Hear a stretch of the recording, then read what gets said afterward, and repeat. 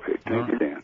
You're welcome. All right, thank you, Paul. This would probably be, they want to put this in place to, track a disease that could affect the food system? Is that what they're looking at? I'm not sure what their reasonings they give, but it's one more bureaucracy where they just want to control it. I think a lot of it, I know like in Japan, a lot of those people, they want to know where these animals come from. In the organic industry, we do keep track of that, but it's voluntary, and that's what it should remain, is voluntary.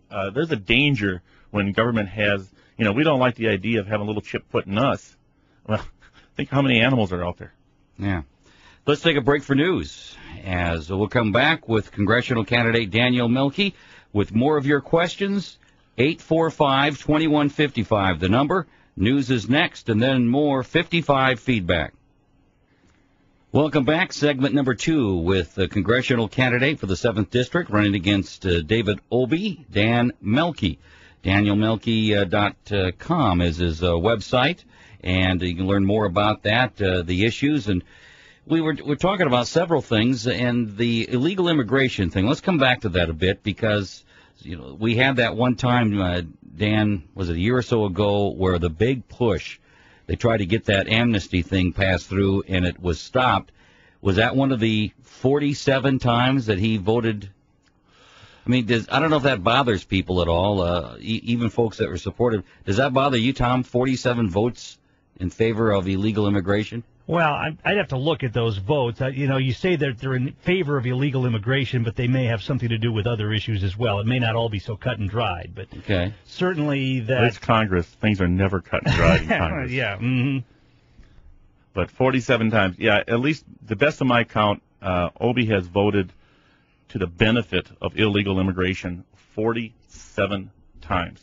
He's also voted 2 times in favor of legal immigration that changes. For instance, he voted back when, I think 1998, we had a problem with high-tech jobs. They were having a hard time finding people to fill those. He voted to double the number of immigrants that could come in and take our high-paying jobs. He's voted 47 times to benefit those who are coming to take our middle to low-income jobs. And Mr. Obey has voted many times to send our other jobs overseas. What does that leave us? Not much.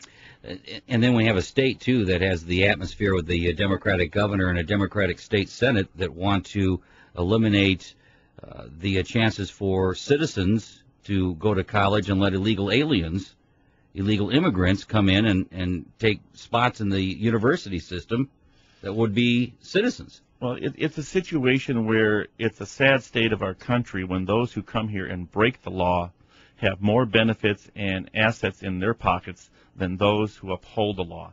Why is it that the government is doing that? And I really have a struggle with that. To me, if you break the law, you break the law, and you need to go home. I do not endorse hiring illegals. I do not endorse. Mr. Obey voted against a bill to refuse to allow illegal immigrants to have legal driver's license. So you got somebody that's sneaking into this country illegally. They want to get a driver's license. The law, we tried to pass a bill that would forbid that, and Obey votes against it. You tell me that's not directly related to Mr. Obey helping illegals? He has a track record that is just horrendous in regards to benefiting people that are not American citizens. Of course, we do know that a lot of illegals vote, but I don't think that helps him too much in his district. Well, all right, but they may look at it as trying to make the best of a bad situation, because in a perfect world, you're never going to deport the entire illegal alien population of the United States back to their home countries. It's just not going to happen, no matter how much you'd like it to happen. You take some cattle and you put them in a stockyard, and there's no green grass, and there's green grass on the other side of the road or the other side of the fence, they're going to get out. And as long as we keep feeding the illegal immigration process, they're going to keep coming here. If they don't get jobs, if they don't have homes, if they don't have driver's license, they will not keep coming across the border. There's no reason for them to come across the border, and they will go home. You won't have to deport them. Oh, I agree that we should enforce the laws about hiring, but that's not the way we're pursuing this. We're pursuing it with a fence at the border, and we're pursuing it by arrest and deportation of someone who may be just trying to support his family. See, now I'm starting to understand, Tom. You gave me 75 cents to the campaign, and now you're starting to agree with me. I will get your vote before this is done. The fact of the matter is that as long as you uphold the law, the problem will take care of itself. Back in, 1980, when was it when we had illegal immigrants, what year? 1986. Yeah, the amnesty was granted. And that was supposed to be, it was called the Immigration Reform and Control Act.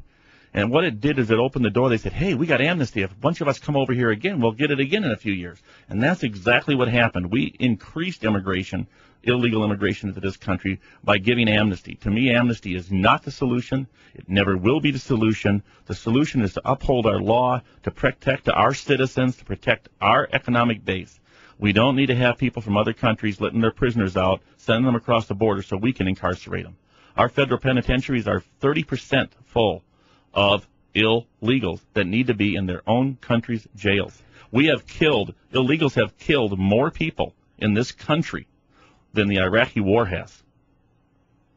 There's a problem here when we focus on one thing but we don't focus on the other.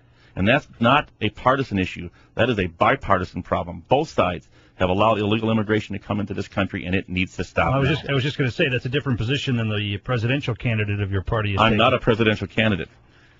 I'm a candidate in Congress against David Obey, but I do not agree with amnesty on either side of the fence. 845-2155 with congressional candidate Dan Mielke. Lori joins us. Welcome to Feedback. Hey, good morning. I agree 100% with the immigration issue. You know, I'm second generation American to be living here. My grandmother went through Ellis Island. She went through the process, and she by no means had oodles of assets and everything before she passed a few years ago. But I'm surprised at Obey's voting record. I was not aware of that. I'm going to have to do some more homework on him. You check it out. The man is not for Americans.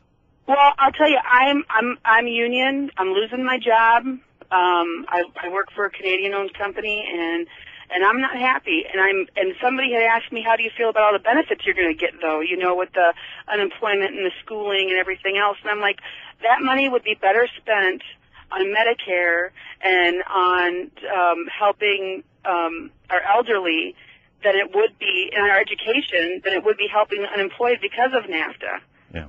You know, and I will definitely look into Obey's record before I go and vote again. That's for sure. It's important that we understand it's time. It is so time that Democrats, you know, liberals on all sides, the conservatives, that we all get together, unions and non-union labor, industry and business, all need to get together and fight for our country.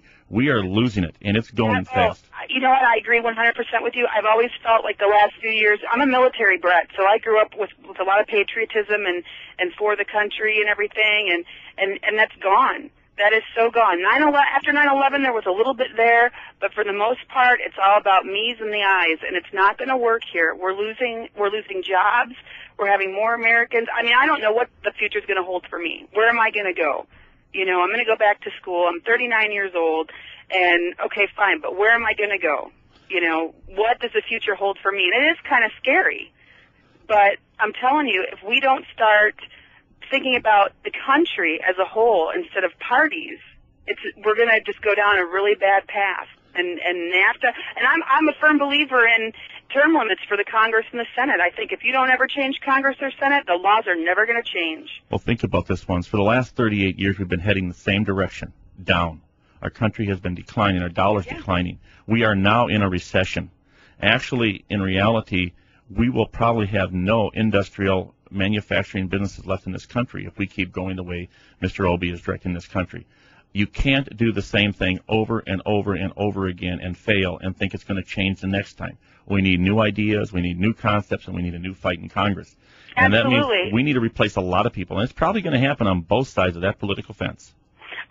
Term limits would be ideal. We have a term limit for our president. Why don't we have a term limit for our congressmen and our senators? Those are the guys who really can hold the key to changing things here. And if you have the same people over and over and over again end up in the pockets of the lobbyists and into the big corporations, nothing is ever going to change.